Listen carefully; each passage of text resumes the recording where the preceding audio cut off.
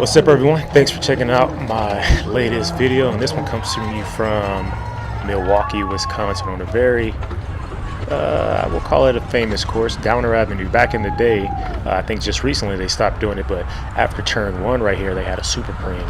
I was just talking to Chad Hartley about it. One year I won it. I think it was around 5,500. Another year I won it. It was around 6 grand. And I think the following year I won it was around 5 grand. So unfortunately we don't have that anymore. And I was only in the pro race anyway.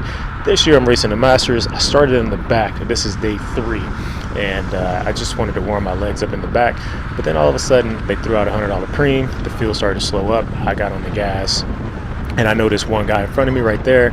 Still a long way to go to the finish. So I said, you know what? I'll just ride hard all the way to the end. Excuse my camera right here. I have no idea why it's going in and out of color like this. Hopefully that goes away. I do not recall seeing this when I was in the editing process, but it is what it is. But like I said, hopefully it goes away. Yeah, so I got on it and won $100 right here, which was kind of fun. It hurt. You see my heart rate went up to 180. And I won't show you what happened after that. A couple guys came across. They were trying to get me excited to work with them, but I didn't want to do it. I'm showing you this because this is Carlos. Carlos is a very strong rider, and he attacked, and I was following him. Decided to get back on the gas, and this is when I knew I was feeling good today. One, that little cheeky move put him in a spot where he didn't want to ride. So the legs were firing on all cylinders. And if you want to win any race during Tour of Makers Dairyland, Grafton, day number 3 on a Saturday, is one of my favorites. Also Shorewood, which was the day before this one, and that was on a Friday, and then this particular race, Downer Ave, Saturday. So right here we're both, Sharon and I, yelling at Brian like, hey, get out of the middle of the street. We're getting down to the last closing laps. This is 5 laps to go. We pretty much have the entire team. Jaden, followed by Sharon. I'm telling Brian to get back in, and then Salazar is about a few riders behind, trying to work his way through the pack to get back to the front. We're very fortunate to have a rider like Jaden on our team, to be honest with you, because he's just one of those diesel type guys that can ride at 400 watts for 45 minutes, an hour, hour and a half, 2 hours maybe, I don't even know, but enough for us old guys in the Masters field to be able to follow him around. So we're getting ready to approach 4 laps to go, and I told the guys in our team meeting, let's just hit the front early, stay out of harm's way. You know, we talk about Masters racing as if it's slow and it's not aggressive. It's the total opposite. No, we're not as fast as the pros, but we are definitely not going slow, and guys are not just giving up the wheels. You know, a lot of these riders, it's a mixed bag. You know, you get a group that some of the racers have a lot of experience, raced at a very high level earlier on in their life, and now they're kind of like round 2 of racing Masters, so they have some skill set. But then you have those who just started during the pandemic that are just like natural athletes, moved up through the ranks quickly and are able to race in these events, but don't technically have the skill set to be out there going 30 plus miles an hour, bumping one another. So I told the guys, let's just get to the front early. Let's allow Jaden to do what he does best. We didn't really have a specific game plan of who was going to be where, except Jaden was going to be on the front. It could have been Sharon and I, it could have been myself and then Sharon and Brian, Steven. That combination really doesn't matter as long as Sharon and I are the last 2 riders.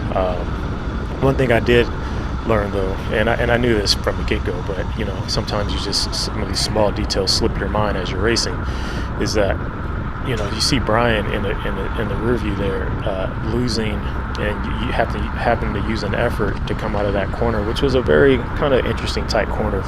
But you know, as a lead out, you can't be using those sort of efforts. It's about being smooth as possible.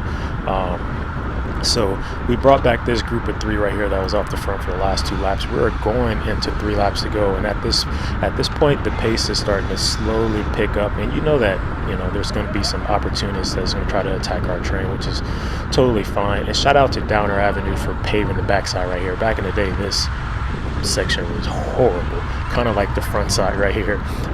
And I'll talk about that later in the race as I start my sprint. There was a specific reason I waited so late and it had to do with the pavement, to be honest with you.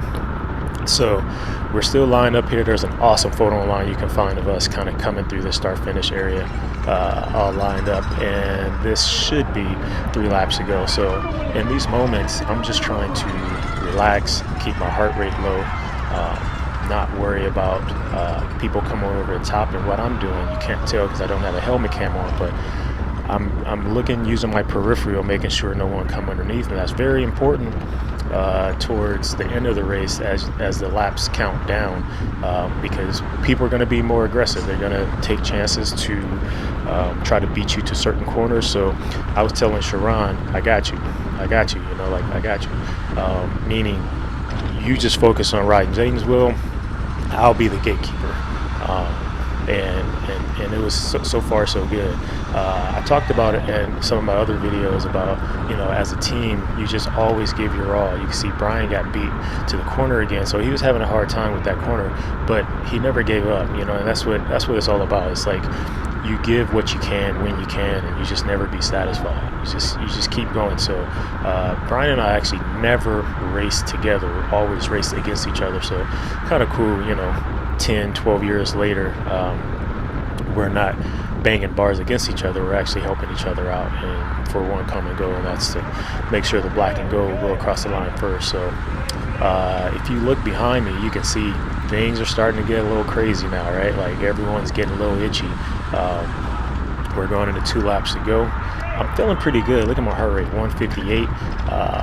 You know, when your heart rate's low and you're starting to see things in slow motion, that's when you know you're good. And today I knew that I was good. There's Carlos again on the attack, and just when you think like, damn, where's Steven? Steven's right there, following the move, which is exactly what we needed one of our riders to do. So now this got real tricky. Right now, I knew Sharon wasn't 100% because he just didn't look as comfortable as he usually looks, and I'm yelling at him like, up. This is like, in a way, I'm not gonna say I love the chaos, but like when things start to hit the fan, that's when I think the best of me comes out, because it's more just the physical part, it's the mental part too. So I wasn't sure like what the motive was with Sharon, and maybe he was just a little sketched out, but I was like, who is this coming inside? And luckily it was Sharon, because I was getting ready to close the door on him. So he fought back great. We have to give our buddy Patrick a little hook right there, and we're back in business. However, we are separated. Jaden is 2-3 riders ahead. Salazar is following that move, and the heat is on, man. It's a lap and a half to go. Just at 600 watts, close 35 miles an hour. Heart rate went up 10 beats just like that. And I'm telling Sharon right here, just keep moving. You see, we're, if they stayed on the gas, we're fairly far back. So Steven is probably at like 90% right here. Follow that move, and I'm telling him, get back in, because we just need more and more guys.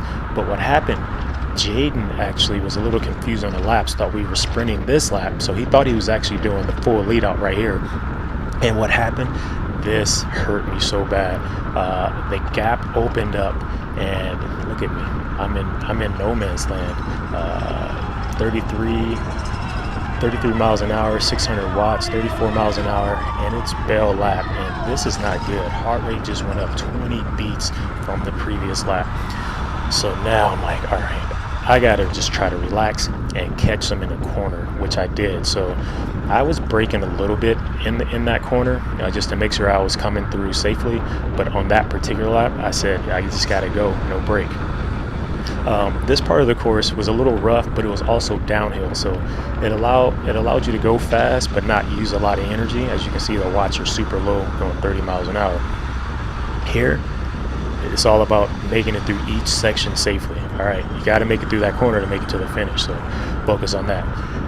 Now, I noticed that my stomach was starting to kind of cramp up a little bit because I have been in the drops for a long time. So I usually commit very early to the gear I'm going to sprint in and the hand position. I had to move my hands just to relax my stomach and my back a little bit. So now I'm back to where I'm going to sprint.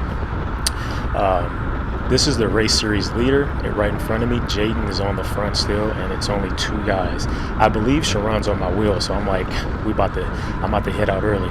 So he pulls off, and this guy is new to the sport who's on the front. He actually gapped the guy right in front of me who he was working for.